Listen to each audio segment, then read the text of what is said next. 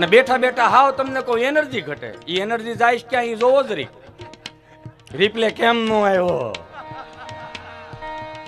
મને કેમ બ્લોક કરી દીધો, આવું ન ચાલે. એવા યુવાનોને કહી દઉં કે રિપ્લે હાટોથી આ જન્મ નથી લીધો.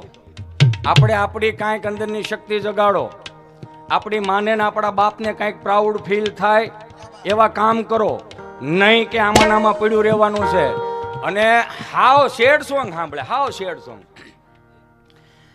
कहने को साथ अपने एक दुनिया चलती है पर चुपके इस दिल में तन्हाई पलती है बस यार.